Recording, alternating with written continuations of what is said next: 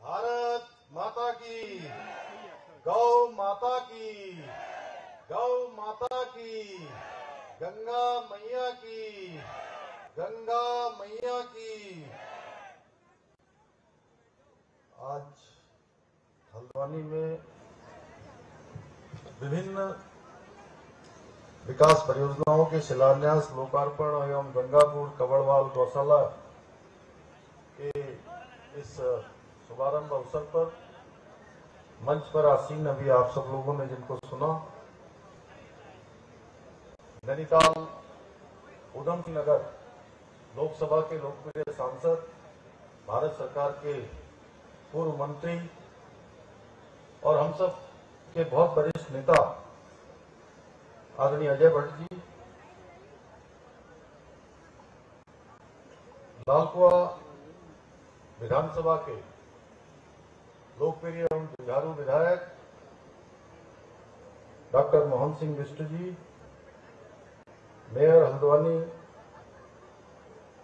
श्री गजराज सिंह बिष्ट जी, Bharatiya Janata party के जिला अध्यक्ष भाई प्रताप सिंह बिष्ट जी, हमारे बहुत वरिष्ठ नेता अनेक पदों पर उत्तर प्रदेश और उत्तराखंड में मंत्री और पार्टी के हमारे अध्यक्ष के नाते लगातार चाहे उत्तर प्रदेश की विधानसभा हो या उत्तराखंड की, हम सबका जिन्होंने प्रतिनिधित्व किया है, ऐसे लोकप्रिय विधायक आदरणीय बंशीधर भगत जी, भीमताल विधानसभा के लोकप्रिय विधायक भाई राम सिंह कैड़ा जी, जलागम कोर्ट के उपाध्यक्ष श्री शंकर कोरंगा जी, राज्य ग्रामीण स्वास्थ्य एवं अनुसरण परिषद के उपाध्यक्ष आदरणीय सुरेश भट्ट जी, मंडी परिषद के अध्यक्ष डॉक्टर अनिल डब्बू जी, राज्य स्तरीय पेयजल अनुसरण परिषद के उपाध्यक्ष श्री दिनेश आर्य जी, वन सलाहकार परिषद के उपाध्यक्ष दीपक मेहरा जी, अध्यक्ष राज्य महिला उद्यमिता परिषद श्रीमती रेणु अधिकारी जी, माननीय उपाध्यक्ष वरिष्ठ नागरिक कल्याण परिषद श्री नवीन वर्मा जी, और मंच पर विराजमान पूरे देश भर के अंदर और दुनिया में प्रसिद्ध कथावाचक पूज्य नमन कृष्ण महाराज जी,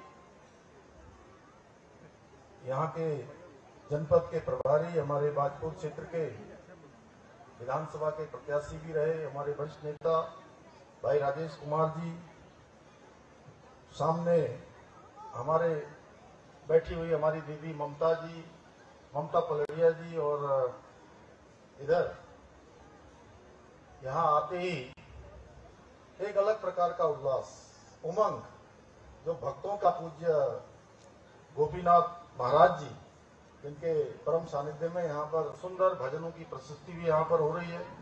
मंच पर उपस्थित हमारे कुमाऊं क्षेत्र के कमिश्नर और मुख्यमंत्री कार्यालय के सचिव के नाते भी उनका दायित्व है, श्री दीपक रावत जी, आईजी विवेम जी, यहाँ की जिलाधिकारी वंदना जी, एसएसपी श्री प्रहलाद जी, और हमारे सभी अधिकारीगण, सभी रंजन बरगली जी समेत अनेक हमारे दीप कोश्यारी जी जो बाद में आए, और सामने बैठे हुए बहुत सारे हमारे बेलवाल जी से लेकर में अनेक, मोहन भाई से लेकर हमारे राजौर जी से लेकर अनेक लोग यहाँ बैठे हुए हैं। मैं सबका नाम लेना केवल औपचारिकता है, इसलिए जैसा माननीय भट्ट जी कहते थे शुरू से जब हम छोटे थे, मेष राशि से लेकर मीन राशि तक सभी यहाँ उपस्थित हमारे भाइयों एवं बहनों, बड़ी संख्या में हमारी दुग्ध उत्पादक भाई एवं बहन यहाँ आए हुए।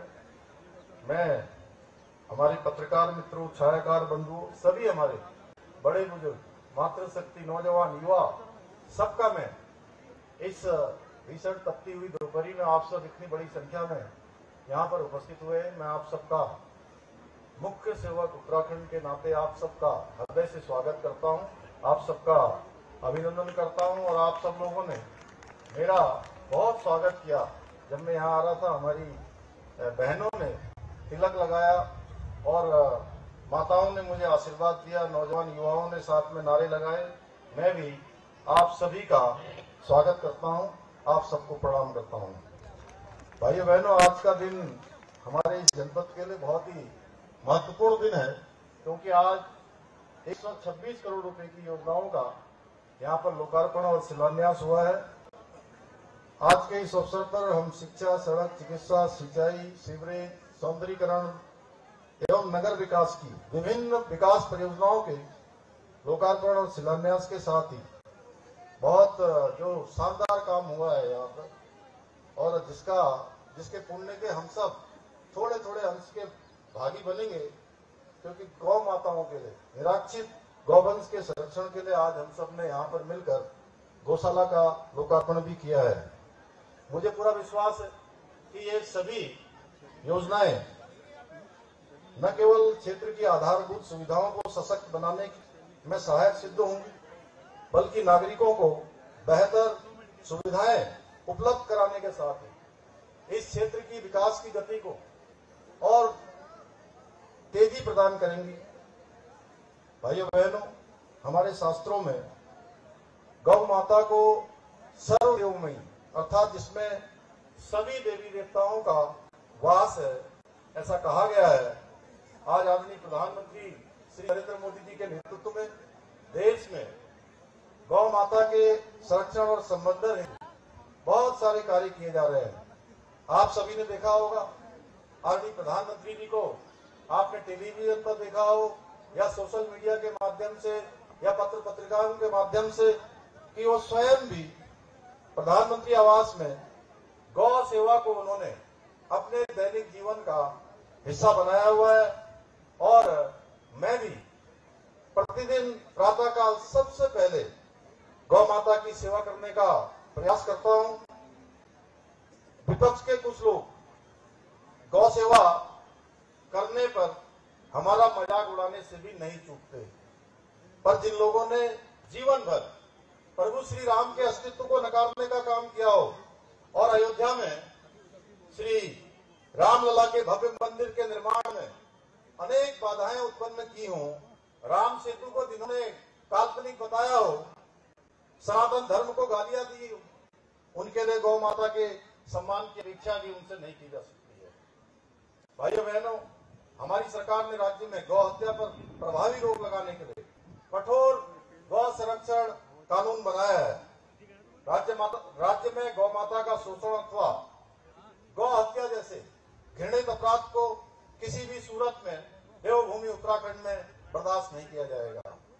गौकशी करने वाले जिहादियों को ऐसा दंड दिया जाएगा कि उनकी 7 पीढ़ियां भी कभी ऐसा कृत्य करने की कल्पना तक नहीं कर पाएंगी। आज वर्तमान समय में कृषि में आए बदलाव के कारण निराश्रित गौवंश की संख्या में बहुत बढ़ोतरी हो गई है। जहां हम देखते हैं वहां पूरा शहर, अभी गाड़ी में आ रहे थे तो बंशीधर भगत जी कह रहे थे कि पूरे शहर में गौ माताएं हैं, और जिस कारण से गौवंश के संरक्षण का काम बहुत चुनौतीपूर्ण हुआ है, परंतु सामूहिक प्रयासों से हम लोग इस चुनौती का भी सामना कर सकते हैं। भाइयों बहनों, आदरणीय प्रधानमंत्री श्री नरेंद्र मोदी जी के कुशल नेतृत्व में आज भारत हर क्षेत्र में आगे बढ़ रहा है। आज दुनिया के अंदर भारत की वैश्विक पहचान बढ़ रही है, हमारी मान्यता बढ़ रही है, चाहे वो अर्थव्यवस्था का क्षेत्र हो, चाहे इंफ्रास्ट्रक्चर का क्षेत्र हो, रक्षा उत्पादन का क्षेत्र हो, खेल का क्षेत्र हो या विज्ञान और प्रौद्योगिकी का क्षेत्र हो। भारत प्रत्येक क्षेत्र में नए नए कीर्तिमान बना रहा है। आज जो दुश्मन हमको आंखें दिखाया करते थे, वो बचने के लिए दुनिया भर के देशों की गुहार लगाते फिर रहे हैं। आप सभी भली भांति जानते हैं, एक समय वह भी था जब भारत का कोई भी बड़ा शहर आतंकवादी हमलों से सुरक्षित नहीं था, परंतु उस समय की सरकारों में उस प्रकार का साहस और उस प्रकार की राजनीतिक इच्छा शक्ति नहीं थी। वे आतंकवादियों और उनके सुरक्षकों के खिलाफ कोई ठोस कार्रवाई नहीं कर पाते थे। वे केवल आतंकवाद की निंदा करते थे, पाकिस्तान को कोस कर चुप बैठ जाया करते थे। यहां तक कि उस समय लोग आतंक फैलाने वालों को, जिनको फांसी की माफी कराने तक की गुहार लगाया करते थे। और उन्हें प्रधानमंत्री आवास में, अगर आप सबको इसमें होगा तो प्रधानमंत्री आवास में बुलाकर उनको खीर खिलाई जाती थी भाइयों बहनों। एक समय वह भी था। और लेकिन आज दुश्मन के किसी भी आतंकी हमले का मुंहतोड़ जवाब देने का काम भारत की सरकार और भारत की सेना करती है भाइयों बहनों। जैसे हमने देखा उरी में आतंकवादी हमले का जवाब सर्जिकल स्ट्राइक से दिया गया, पुलवामा के बाद एयर स्ट्राइक की गई और पहलगाम के बाद ऑपरेशन सिंदूर के माध्यम से दुश्मन के दांत खट्टा करने का काम भारत की सेना ने किया है। ऑपरेशन सिंदूर के माध्यम से ऐसा प्रहार किया गया कि पाकिस्तान को 4 दिन के अंदर ही घुटनों के बल आकर संघर्ष विराम की भीख मांगनी पड़ी। भाइयों बहनों, जिस पार्टी के लोग कश्मीर के मुद्दे को संयुक्त राष्ट्र संघ में लेकर गए थे और कहते थे कि कश्मीर से धारा 370 हट जाएगी तो कश्मीर भारत से अलग हो जाएगा, ये लोग आदरणीय मोदी जी ने जब से कश्मीर से धारा 370 का कलंक मिटाया है, राजनीतिक परिदृश्य से दुम दबाकर भाग खड़े हो गए हैं। कल ही आदरणीय प्रधानमंत्री जी ने कश्मीर के अंदर विश्व के सबसे बड़े रेलवे ब्रिज का उद्घाटन कर रेल के माध्यम से भारत को कश्मीर से कन्याकुमारी तक जोड़ने का ऐतिहासिक कार्य किया है देश की आजादी के बाद। भाइयों बहनों, आज आदरणीय प्रधानमंत्री जी के कुशल नेतृत्व और मार्गदर्शन में हमारा राज्य देवभूमि उत्तराखंड भी अनेक प्रकार के नए कीर्तिमान स्थापित कर रहा है। विकास और समृद्धि के अनेक कामों को आगे बढ़ाया जा रहा है। जहां पर्वतीय क्षेत्रों से लेकर शहरों तक सड़क, शिक्षा, स्वास्थ्य, पेयजल और सभी प्रकार के इंफ्रास्ट्रक्चर को मजबूत किया जा रहा है, वहीं दूसरी ओर हम राज्य की जो समृद्ध हमारी सांस्कृतिक विरासत है उसके संरक्षण और संवर्धन के लिए भी संकल्पबद्ध होकर काम कर रहे हैं। इसी क्रम में हम नैनीताल जनपद को एक आदर्श और श्रेष्ठ जिला बनाने के उद्देश्य से अनेक विकास परियोजनाओं को आगे बढ़ा रहे हैं, उनके निरंतर प्रयास कर रहे हैं। भाइयों बहनों, जहां एक और नैनीताल के गेठिया में 100 बेड की क्षमता वाले मानसिक चिकित्सालय का निर्माण कार्य प्रगति पर है, वहीं हल्द्वानी मेडिकल कॉलेज में राजकीय कैंसर संस्थान का निर्माण कार्य भी तेजी से चल रहा है। साथ ही कसियालेक, नपुचियाताल, हल्दूचोड़ और बरदो में आयुर्वेदिक चिकित्सालयों का निर्माण कराया जा रहा है। भाइयों बहनों, हमारी सरकार हल्द्वानी को एक आधुनिक, स्वच्छ और समृद्ध शहर के रूप में विकसित करने के लिए निरंतर प्रयासरत है। हमने हल्द्वानी में 50 बेड के योग एवं आयुष अस्पताल का निर्माण का कार्य कराया है, वहीं ओपन जिम, सामुदायिक केंद्र, अंबेडकर पार्क का निर्माण भी कराया है। यही नहीं, जहां एक और हल्द्वानी में 792 करोड़ रुपए की लागत से रिंग रोड का निर्माण कार्य करा रहे हैं, वहीं हल्द्वानी और लालकुआ के बीच बाईपास रोड का निर्माण कार्य भी प्रगति पर है। साथ ही करोड़ों रुपए की लागत से हल्द्वानी नगर निगम क्षेत्र की सभी सड़कों का सुधारीकरण का कार्य भी कराया जा रहा है। हमारी सरकार द्वारा क्षेत्र में रोड कनेक्टिविटी में अभूतपूर्व सुधार करने के साथ ही रेल और हवाई कनेक्टिविटी में व्यापक सुधार के प्रयास किए जा रहे हैं और हल्द्वानी और मुंबई के बीच लालकुआ एक्सप्रेस ट्रेन की शुरुआत हो चुकी है। वहीं हल्द्वानी से मुंशियारी, पिथौरागढ़, चंपावत और बागेश्वर के लिए हेलीकॉप्टर सेवाएं भी प्रारंभ हो चुकी हैं। अल्मोड़ा की सेवा के लिए कल मुझे कुछ लोगों ने कहा है, हमारे सुरेश भट्ट जी ने विशेष रूप से, मैं उसके लिए प्रयास करूंगा कि जल्दी से जल्दी अल्मोड़ा और हल्द्वानी की हवाई सेवा भी प्रारंभ हो। इतना ही नहीं, इसके अतिरिक्त हमने पर्यावरण संरक्षण और पर्यटन को बढ़ावा देने हेतु हल्द्वानी में देश के पहले पोलिनेटर पार्क का निर्माण भी कराया है। वहीं हल्द्वानी को विज्ञान एवं नवाचार का एक प्रमुख केंद्र बनाने के लिए देश के पहले एस्ट्रो पार्क के निर्माण की दिशा में भी तेजी से काम चल रहा है। यही नहीं, खेल प्रतिभाओं को प्रोत्साहित करने और विश्व स्तरीय प्रशिक्षण सुविधाएं उपलब्ध कराने के उद्देश्य से हम हल्द्वानी में उत्तराखंड के पहले खेल विश्वविद्यालय की स्थापना की दिशा में भी कार्य कर रहे हैं। उसका एक्ट बन गया है, विधानसभा ने उसको पारित कर दिया है, जल्दी ये काम भी हमारा हल्द्वानी में प्रारंभ हो जाएगा। इसके अतिरिक्त हमने हल्द्वानी को क्लीन एवं ग्रीन सिटी बनाने के उद्देश्य से व्यवस्थित वेस्ट मैनेजमेंट प्रणाली विकसित करने के साथ साथ लीगेसी वेस्ट ट्रीटमेंट प्लांट और सीवरेज ट्रीटमेंट प्लांट परियोजनाओं की शुरुआत भी की है। इसके साथ ही हल्द्वानी में विभिन्न मोटर मार्गों के निर्माण के लिए और उनके सुदृढ़ीकरण के साथ ही जाम की समस्या को हल करने के लिए 450 वाहनों की पार्किंग क्षमता वाले मल्टी स्टोरी बहुउद्देशीय पार्किंग भवन का निर्माण भी कराया जा रहा है। इतना ही नहीं, जहां हम एक और जमरानी बांध बहुउद्देशीय परियोजना का निर्माण कार्य प्रारंभ कर नैनीताल जनपद सहित पूरे तराई क्षेत्र की पेयजल और सिंचाई की समस्या का समाधान करने की दिशा में भी आगे बढ़ रहे हैं। यही हल्द्वानी में हमारे जो HMD की जमीन हुआ करती थी, लंबे समय के बाद, लंबा प्रयास करने के बाद वो राज्य सरकार को जमीन मिल गई है। वहां से रोपवे की भी स्वीकृति भारत सरकार ने दे दी है नैनीताल जाने के लिए। और यही कैंची धाम में 2 हमारे बाईपास निर्माण की स्वीकृति भी उसमें प्रदान हो गई है। वन विभाग की NOC भी मिल गई है। जल्दी जो बड़ा जाम लगता है उससे हमको छुटकारा मिलेगा। इतना ही नहीं, मैं आप सबको बताना चाहता हूँ, जहां यही आपके बगल में खुरपिया फार्म में एक बड़ा इंडस्ट्रियल स्मार्ट सिटी की स्थापना के माध्यम से पूरे क्षेत्र के विकास को नई देने का हम प्रयास कर रहे हैं। वहीं हमारा जो पंतनगर का एयरपोर्ट है, पंतनगर का हवाई अड्डा, जिसके लिए 850 एकड़ जमीन हमने भारत सरकार के एविएशन मिनिस्ट्री को हस्तांतरित कर दी है। बहुत जल्दी आदरणीय प्रधानमंत्री जी के हाथों इस अंतर्राष्ट्रीय हवाई अड्डे का शिलान्यास भी होना है। भाइयों बहनों, पूरे देश और दुनिया के लिए सेवाएं आपको अपने घर के पास से मिलने लगी है। और अभी एम्स के बारे में माननीय अजय भट्टी ने बहुत विस्तार से बता दिया कि एम्स की निर्माण की प्रक्रिया तेज गति से आगे चल रही है। भाइयों बहनों, विकास कार्यों की लिस्ट इतनी लंबी है कि सभी के नाम ले पाना संभव नहीं है। पर ऐसा नहीं है कि विकास के कार्य केवल आपके नैनीताल जनपद में ही हुए हैं। आप राज्य के जिस क्षेत्र में भी जाएंगे, सभी जगह इसी प्रकार का व्यापक स्तर पर विकास कार्य करवाए जा रहे हैं। भाइयों बहनों, हमारी सरकार जहां राज्य के समग्र विकास के लिए प्रतिबद्ध होकर काम कर रही है, वहीं सांस्कृतिक मूल्यों और डेमोग्राफी को सुरक्षित रखने के लिए भी हम संकल्पबद्ध होकर काम कर रहे हैं कि राज्य की जो डेमोग्राफी पूर्व के समय में पूर्व की सरकारों की अनदेखी के कारण से जो खराब हो गई है, ये हमारा संकल्प है कि देवभूमि के मूल अस्तित्व को किसी भी कीमत पर हम खराब नहीं होने देंगे। भाइयों बहनों, प्रदेश में जहां इसको सुरक्षित रखने के लिए हमने धर्मांतरण रोधी कानून बनाया है, सख्त दंगा रोधी कानून लागू किया है, वहीं लैंड जिहाद, लव जिहाद और थूक जिहाद जैसी जिहादी मानसिकताओं के खिलाफ भी कड़ी कार्रवाई की है। बनभूलपुरा का उदाहरण आप सब लोगों ने देखा।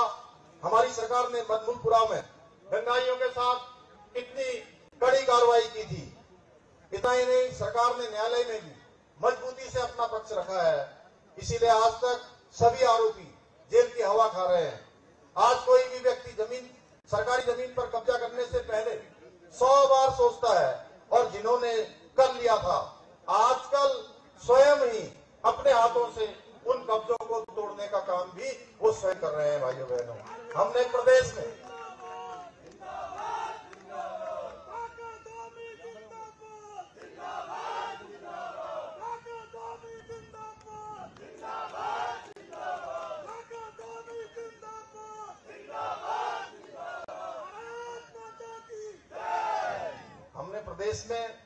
एक सख्त भू कानून भी लागू कर दिया है, जिससे राज्य के मूल स्वरूप के साथ खिलवाड़ करने वालों के खिलाफ कार्रवाई सुनिश्चित की जा सके।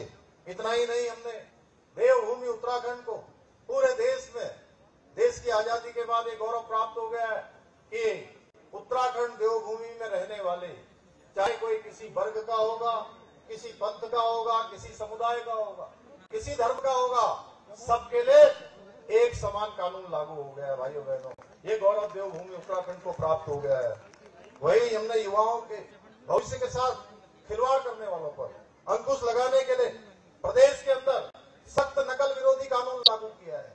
और इस सख्त नकल विरोधी कानून लागू होने के बाद 23,000 से अधिक युवाओं को सरकारी नौकरियां प्राप्त हो गई है। एक भी मामले में कोई भी जो है नकल का प्रकरण नहीं आया, पेन ड्राइव से नकल नहीं हुई, कोई पेपर लीक नहीं हुआ, कोई नकल माफिया का नाम भी नहीं आया। क्योंकि भाइयों बहनों, हमने नकल माफिया का नामो निशान मिटाने का भी काम इस प्रदेश के अंदर किया है। भाइयों बहनों, राज्य में भ्रष्टाचार को समाप्त करने के लिए जीरो टॉलरेंस की नीति के साथ संकल्प लेकर काम कर रहे हैं। पहले धारणा थी कि केवल छोटे कर्मचारियों को ही भ्रष्टाचार में लिप्त पाए जाने पर कार्रवाई की जाती है।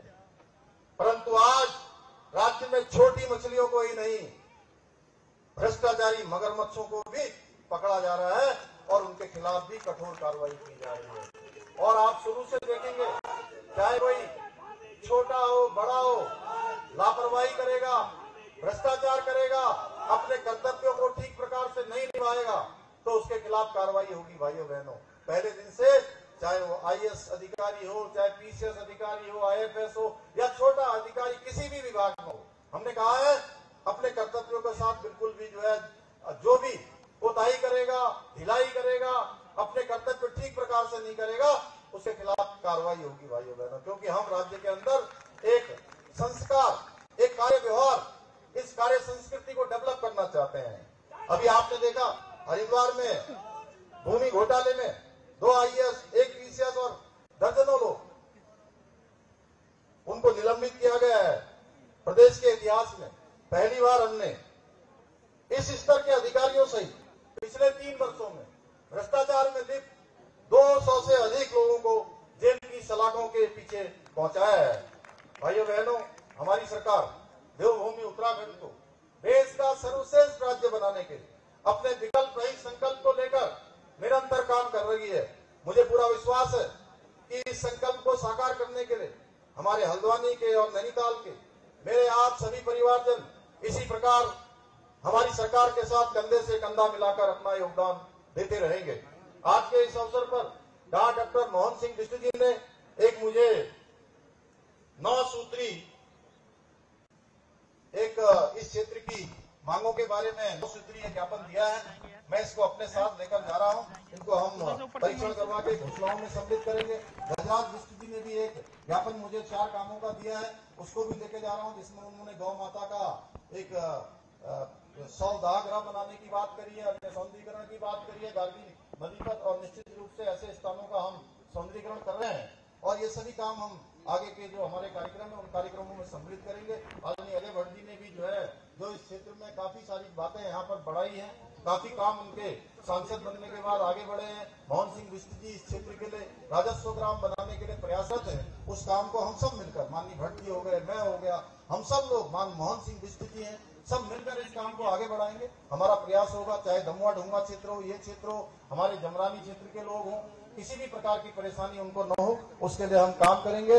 इसी विश्वास के साथ पुनः आप सभी का एक बार हृदय से आभार व्यक्त करते हुए, और जिन लोगों ने यहाँ पर बहुत सुंदर काम किया है, गौशाला निर्माण में अपना योगदान दिया है, गौ माता की कृपा उन पर होगी, नारायण की कृपा होगी, भगवान की कृपा होगी और उनका जीवन जो है आनंद से आगे बढ़ेगा और उनका ये जीवन तो सफल होगा ही होगा। गौ माता की जो सेवा में लगे हैं, मैं एक बात जरूर कहना चाहता हूँ कि इस जीवन के साथ साथ जिन्होंने गौ माता की सेवा में अपने आप को समर्पित कर दिया है, उनके आने वाले सारे जीवन सफल हो जाएंगे गौ माता की कृपा से। पुनः एक बार फिर से, और यहाँ पर जो पेड़ दिख रहे हैं, ये बहुत अच्छा काम, यहाँ पर अभी जिलाधिकारी वंदना बता रही थी मुझे कि ये 70 साल 80 साल पुराने पेड़ हैं, जो रोडों के चौड़ीकरण के समय में इनको केवल हटाया नहीं गया है, बल्कि उनको लाकर यहाँ पर लगा दिया गया है, जिसमें 99% 100% ये पेड़ यहाँ पर खड़े हो गए हैं। इसके लिए भी मैं इस प्रकार के कामों को, जो पर्यावरण के संरक्षण में अपना योगदान देते हैं, उनको भी मैं बहुत साधुवाद देता हूँ। एक बार फिर से आप सभी का आभार व्यक्त करते हुए अपनी बात को समाप्त करता हूँ। बहुत बहुत धन्यवाद।